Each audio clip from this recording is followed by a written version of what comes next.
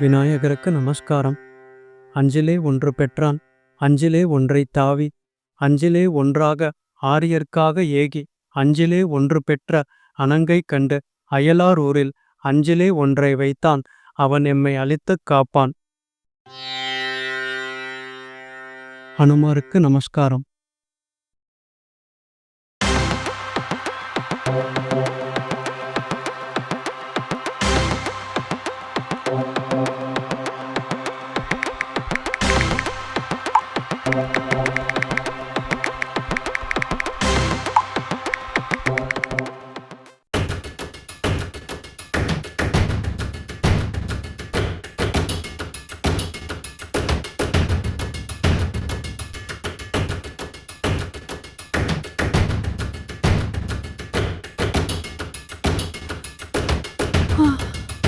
Latha aunty,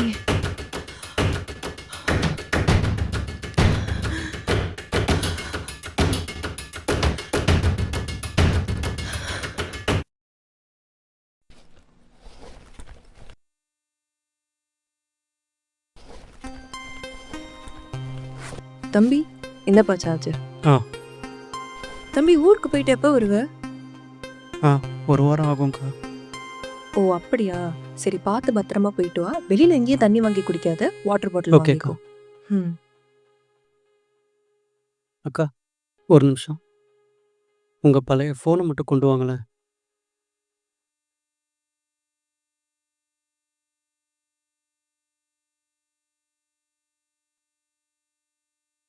ஒரு நிமிஷம்.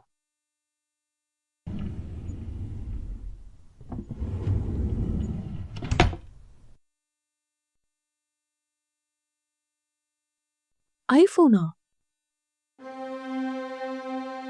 இது ரொம்ப காஸ்ட்லி ஆச்சு. நீங்க என் மேல வச்சிருக்கிற அன்புக்கு முன்னாடி இதெல்லாம் ஒண்ணுமே இல்லக்கா. தேங்க்ஸ்.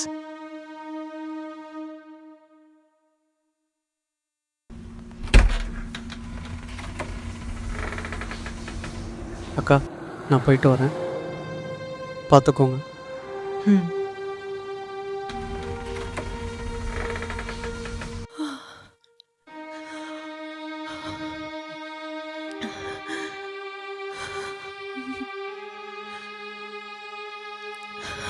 லதா ஆண்டி,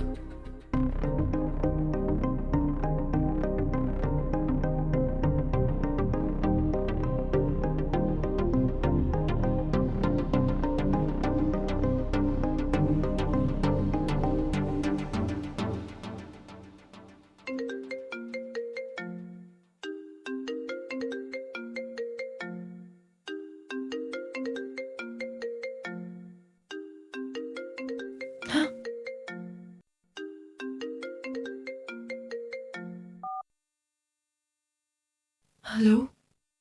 அக்கா, என்ன ஆச்சு? ஏன் ஃபோனே எடுக்க மாட்டேங்கிறீங்க? நான் ஒரு தப்பு பண்ணிட்டேன் தம்பி.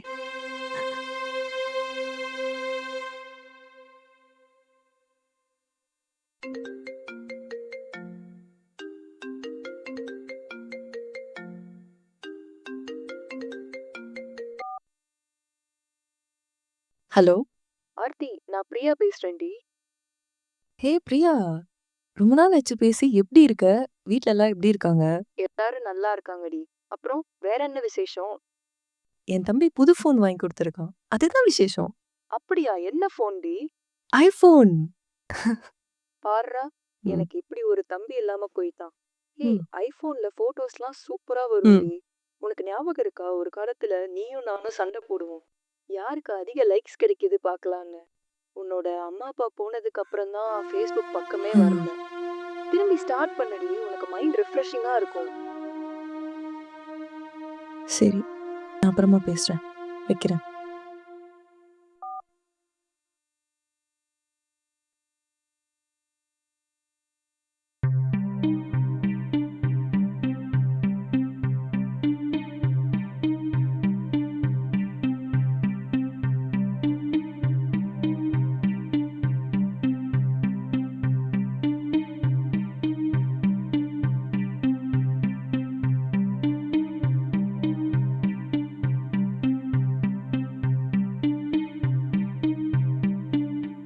திரும்பி ஸ்டார்ட் பண்ணடி, உனக்கு மைண்ட் ரிஃப்ரெஷிங்கா இருக்கும்.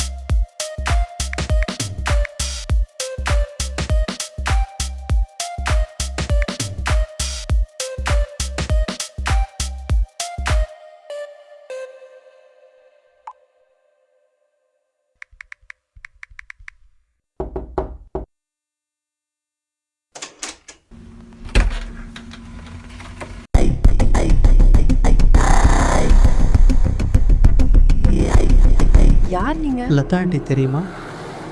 ஓ, நல்லா தெரியுமே. உங்களோட பையன்தான். ஓ, அப்படியா? சரி, உள்ள வாங்க. வாங்க உட்காருங்க.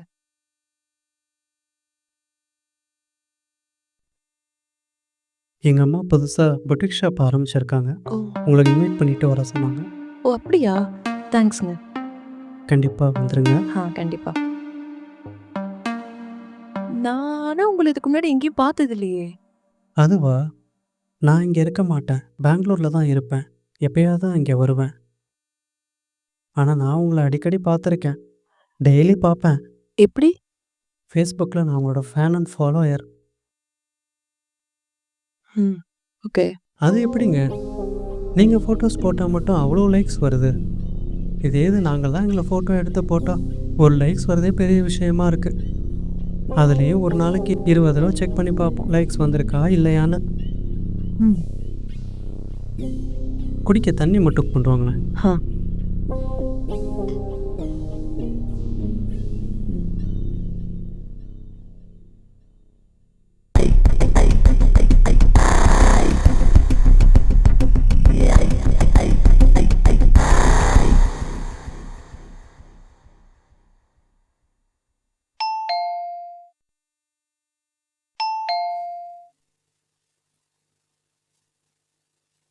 என்னங்க, ஒரு நிமிஷம்.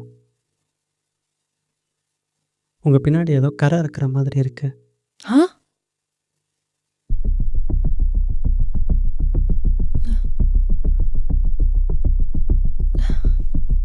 நான் பார்த்துக்கிறேன், நீங்கள் போயிட்டு வாங்க.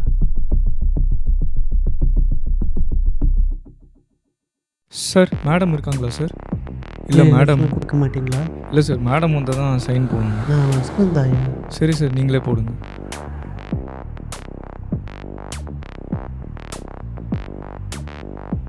இந்தாங்க சார். Thanks sir. தேங்க்யூ.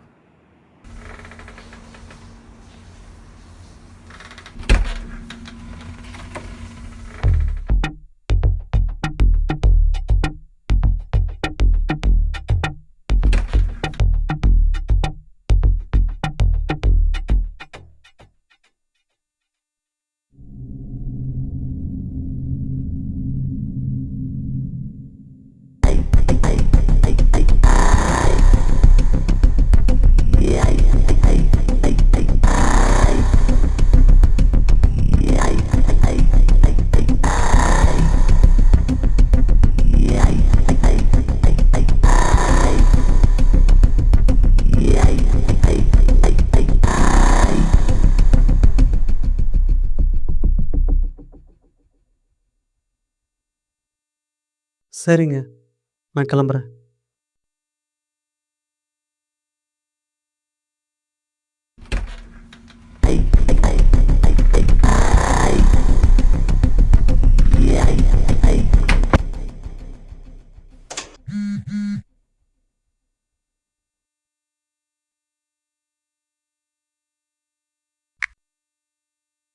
ஹே, என்ன பார்க்குற? எல்லாம் நீ ட்ரெஸ்ஸு மாற்றும் போது எடுத்தது தான். இவ்வளோ கவர்ச்சியா லைக்ஸ் வாங்குறதுக்காக கஷ்டப்பட்டு உங்களை முன்னாடியும் பின்னாடியும் ஃபோட்டோ எடுத்து போடுறீங்க. விட முடியுமா? என்ன பண்ண? எங்கள் அம்மா இப்படி தப்பு பண்ணாதடான்னு இவ்வளோ தடவை சொல்கிறாங்க. முடியலையே. என்ன, சில பேர் பார்த்துட்டு போயிடுவாங்க. நான் பார்த்துட்டு போகலான்னு பார்க்குறேன்.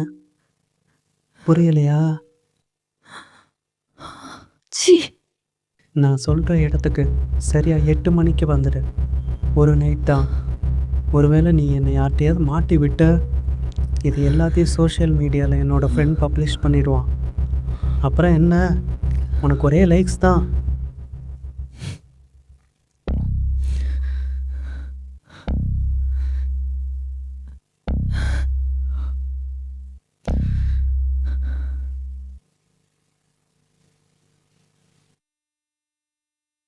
எனக்கு மதனை பற்றி நல்லாவே தெரியும். கேட்க கசப்பாக இருக்கும், இருந்தாலும் சொல்கிறேன். அவன் ஒரு பொம்பளை பொறுக்கி. ஃபேஸ்புக்லேயும் இன்ஸ்டாகிராம்லேயும் கவர்ச்சியாக எந்த பொண்ணாவது ஃபோட்டோஸ் போட்டால் அவங்க தான் இவனோட ஃபஸ்ட்டு டார்கெட். ஃப்ரெண்டு மாதிரி அன்பாக பேசி அவங்கக்கிட்ட நெருங்கி பழகி ஃபோட்டோஸ் வீடியோஸ் எடுத்து பிளாக்மெயில் பண்ணுவான். அப்படி ஏமாற்ற முடியாதவங்க கிட்ட அவங்களுக்கே தெரியாமல் ஃபோட்டோஸ் வீடியோஸ் எடுத்து பிளாக்மெயில் பண்ணி நெருங்க பார்ப்பான். துரதிர்ஷ்டவசமாக நம்ம அவன்கிட்ட மாட்டிக்கிட்டோம். இப்ப என்ன பண்றது?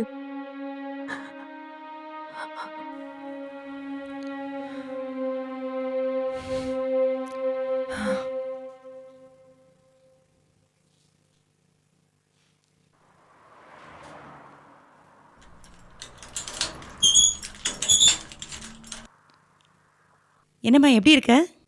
நல்லா இருக்கேன். என்ன ஒரு மாதிரியா இருக்க? ஆ, இல்ல, ஒண்ணும் இல்ல. நீங்க உள்ள வாங்க, உட்காருங்க. சரி. என்ன அவசரமா எங்கேயோ கிளம்பிட்ட போல இருக்கே? ஆ, ஆண்டி, அது நான் என் ஃப்ரெண்டை பார்க்க கிளம்புறேன், அதான். ஓ ஆர்த்தி, நான் புதுசா பொட்டிக் ஓப்பன் பண்றேன். என் பையன் கூட உனக்கு இன்விடேஷன் வச்சிருப்பானே, நீ அவசியம் வரணும். என்ன? ஆ, ஓகே. வாம்மா, உன்னை பார்த்து பேசணும் தான் வந்திருக்கேன். வா, பக்கத்துல வந்து உட்கார்.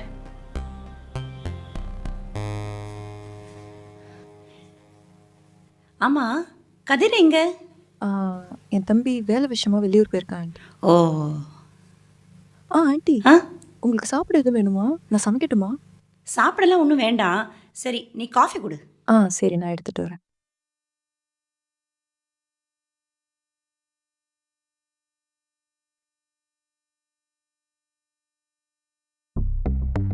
நானும் வந்ததுலேருந்தே பார்க்குறேன், ஏதோ பதட்டத்தில் இருக்காளே. ம்,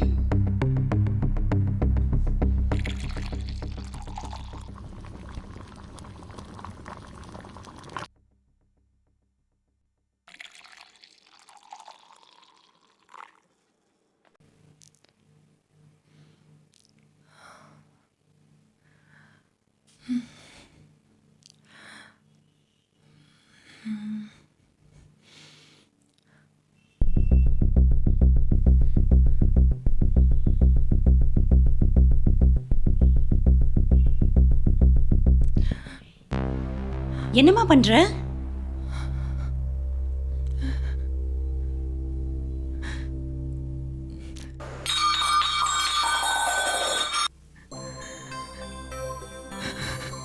ஆர்த்தி, நான் வந்ததுலேருந்தே பார்க்குறேன், ஒரு மாதிரியாவே இருக்க. என்னாச்சு? காஃபியில் ஏதோ கலக்கிற? கேட்டா ஏதோ பதட்டப்படுற? சொல்லுமா.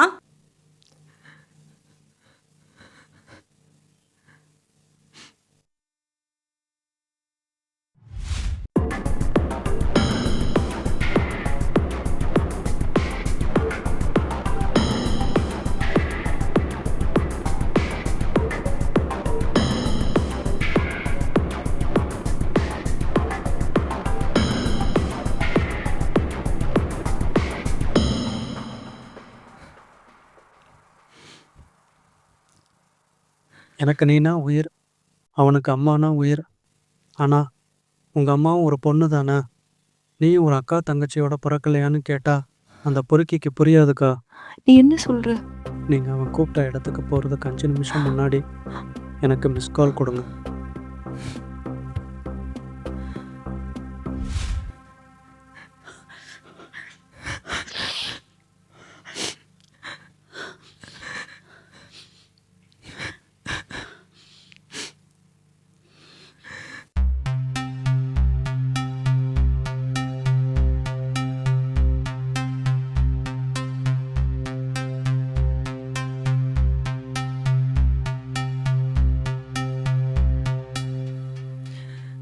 நீ உன் தம்பி சொல்ற மாதிரியே பண்ணு.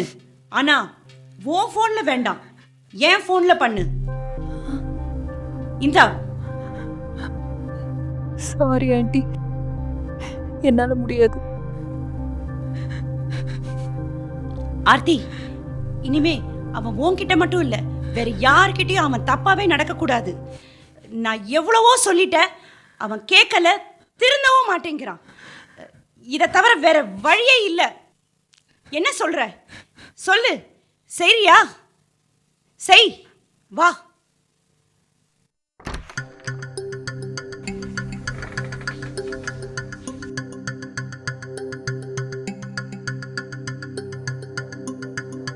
நீ அவனை போய் பார்க்கறதுக்கு 5 நிமிஷத்துக்கு முன்னாடி எனக்கு மிஸ்டு கால் கொடு.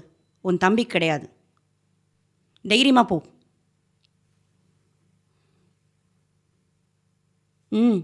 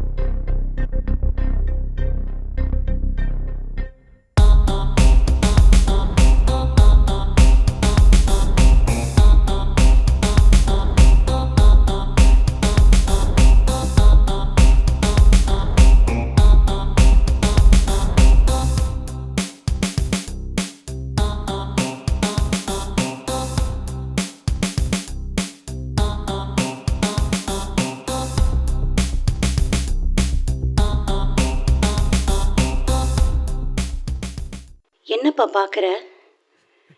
அவளுக்கு இருக்கிற எல்லாமே எனக்கும் இருக்கு.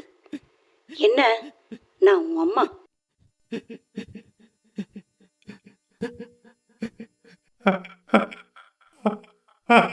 அம்மா!